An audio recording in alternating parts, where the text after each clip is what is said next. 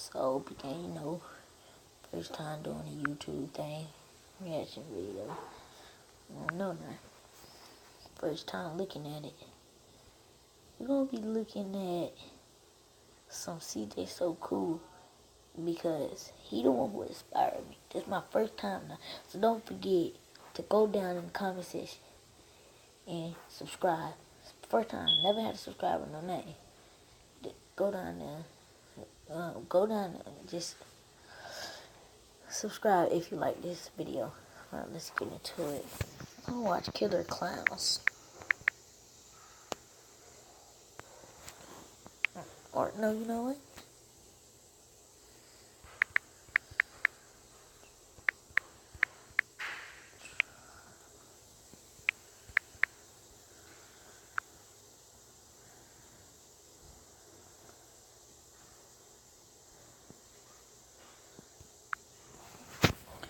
Creepy lockdowns. This is something you guys have been requesting the hell out of for a long time. It took a lot of time, but I finally found 3 stories that take place during school lockdowns.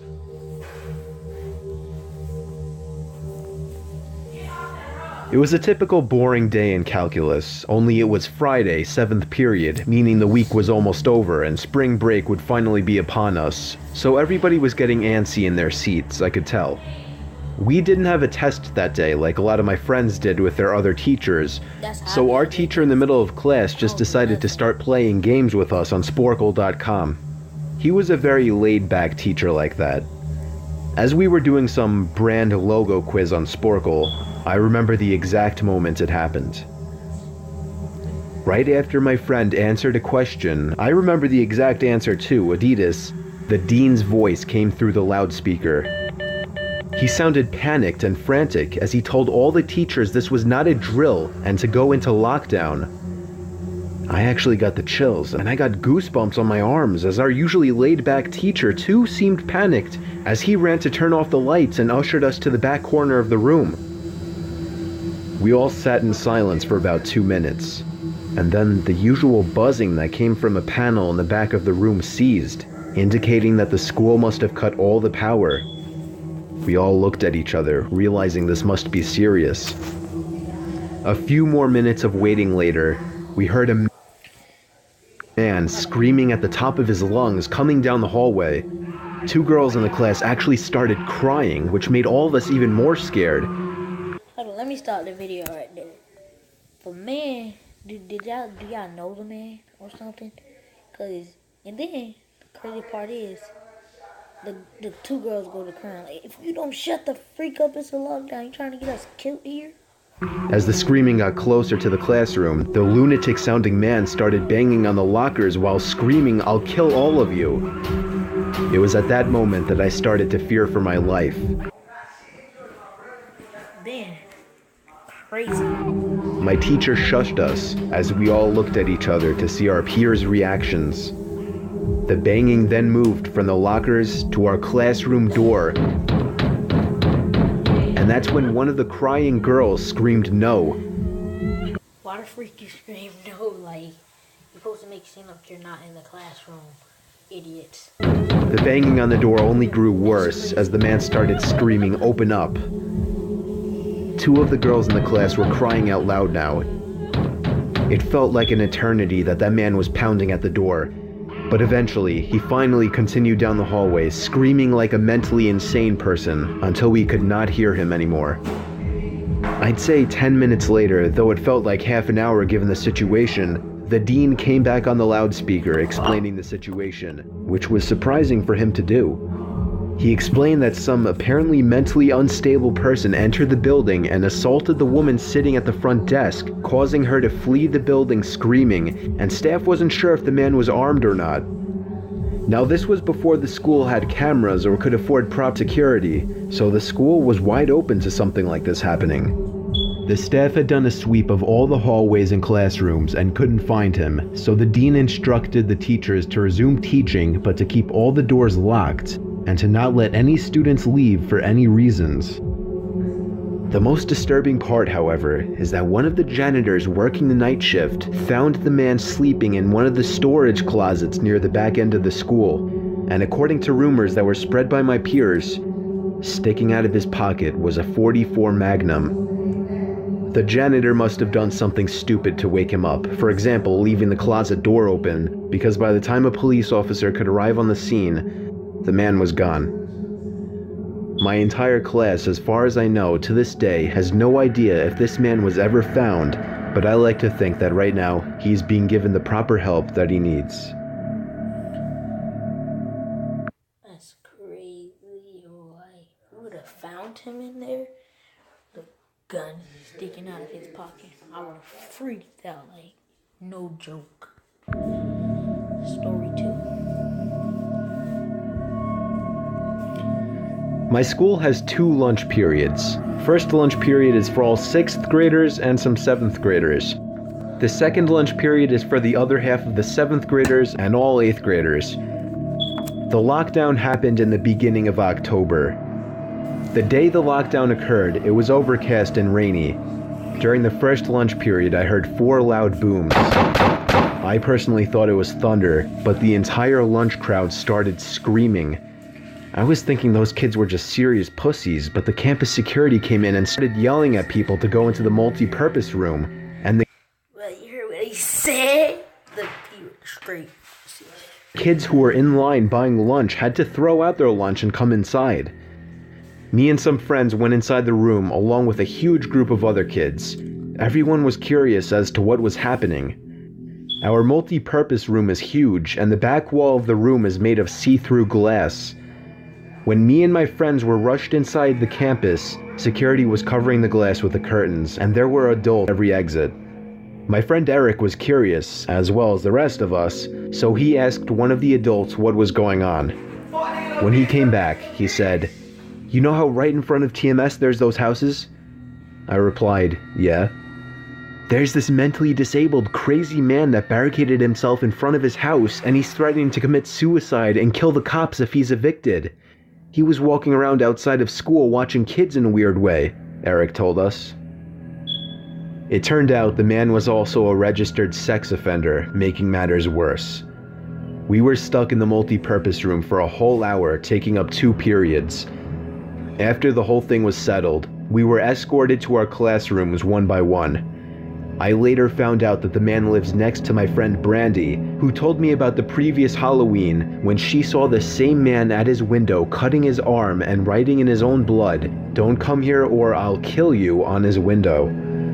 Of course, being Halloween, people, including Brandy, assumed it was just for the holiday. But after this horrific incident, we knew this man was mental, and we're glad he never got near us.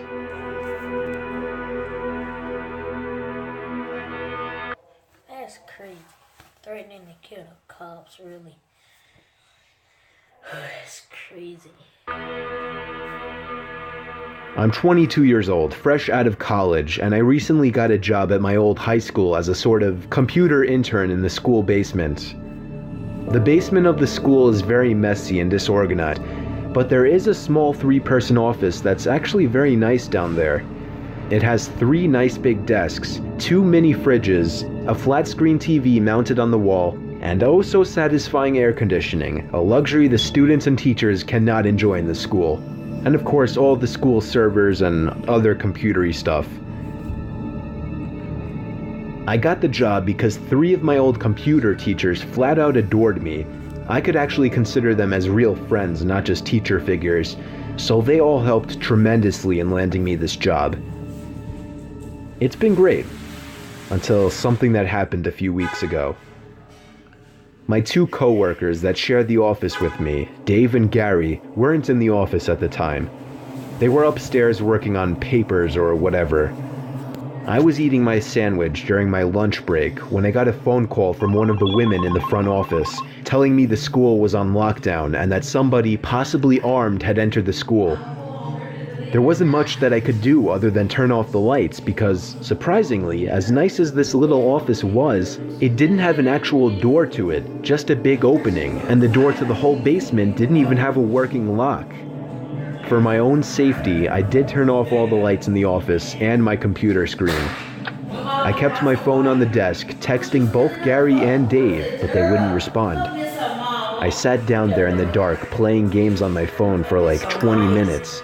waiting for the call from up front to tell me to resume working. I had no idea what was happening. I couldn't hear what was going on upstairs from down here. But I was not allowed to make any calls until I was informed that the lockdown was over. Then the noisy basement door opened. As the creaking echoed across the basement and into my office, I sat up from my seat, wondering if I should call out Gary or Dave. I was eager to get some info from them. Someone then came running down the stairs, and their footsteps were approaching my office. I pushed away my chair and crawled under my desk. Somebody entered the office but did not turn on the lights. There was just silence. I can't even describe the fear I was experiencing. I felt like if I made one sudden noise, I'd be a dead man. Suddenly, my phone dinged as I got a text message. I felt my entire world shrivel up and die at that one moment as I clenched my teeth in fear. Footsteps suddenly moved closer to me until I finally dove out from under the desk in capitulation, begging whoever it was not to kill me. And just then, someone grabbed my arm and pulled me up. It was some guy in a red plaid button-up, jeans, and a reddish-black cap. He told me, "It's okay, I'm just down here hiding with you." "What's going on up there?" I whispered to him. He kind of ignored my question and asked me if there's an exit down here. I told him, "Yeah, around that way." Before he could do anything else, I asked him, "Who are you?" There was a brief moment of silence before he started explaining he was coming in to pick up his son when a teacher told him to hide. After his explanation, I checked my phone and saw the text I received was from Dave. It said, "Dude, this is fucking crazy. Some guy with a gun shot Mr. Buckley. He's wearing a red shirt and a hat. Whatever you do, don't come upstairs." I was about to reread that text out loud to the man until I realized. I looked up and felt my stomach sink. The man seemed to catch on to my suspicious stare. Panic. First of all, if that was him in my situation, I would have punched, took his gun, and ran out. All I could think to do was to run for the upstairs. A gunshot echoed through the basement, and I could hear the bullet ricochet off something metal in the darkness. But thank God the bullet missed me, and I made it upstairs. Fortunately, police were... See what I said? When I hit him, took his gun, then left. Waiting at all exits, including the basement exit, and caught the man the second he opened the door. More good news. Our teacher, Mr. Buckley, survived the gunshot. It was later determined that the man and Mr. Buckley had some beef for whatever reason, but that was never revealed. All we know is that Mr. Buckley couldn't have done anything that would have warranted this kind of reaction. And I know that the sound of that gunshot will forever echo in my mind.